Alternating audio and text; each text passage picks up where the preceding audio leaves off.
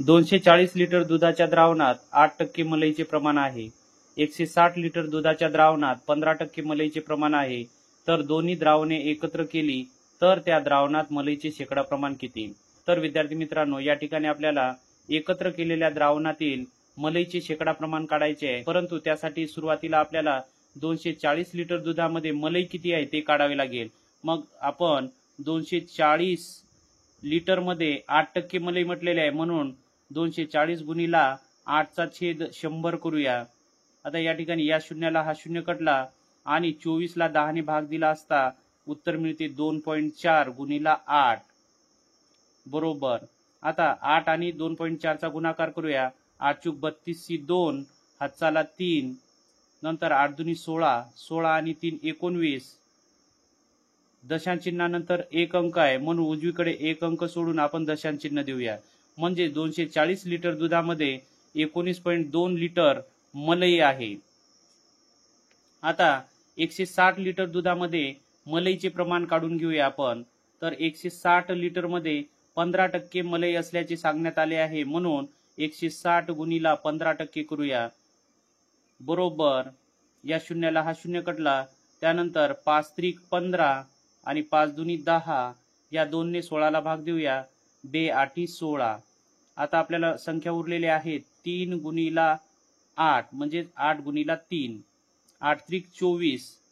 म्हणजेच 160 लिटर दुधामध्ये 24 लिटर मलई आहे. आता आपण 240 लिटर आणि 140 लिटर दूध एकत्र करूया. तर एकत्र आपल्याला एकत्र द्रावण मिळणार आहे.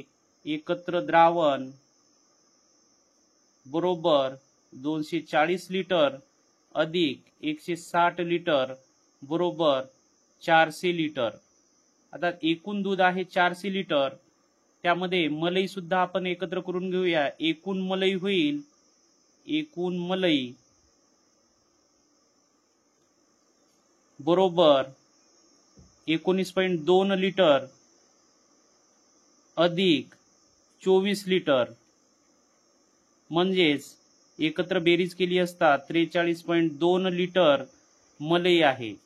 आता विद्यार्थी मित्रांनो, आपल्याला एकत्र द्रावणातील शेकडा प्रमाण विचारलेले आहे.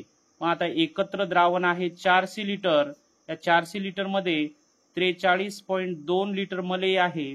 या अपूर्णांकाला 100 ने गुणले असता आपल्याला मलईचे शेकडा प्रमाण मिळणार आहे, म्हणून याला गुणीला आपण 100 करूया.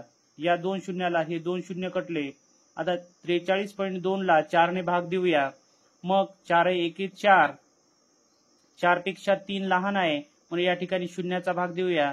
4 0 0, त्यानंतर 3 मधून शून्य गेले असता उरले 3.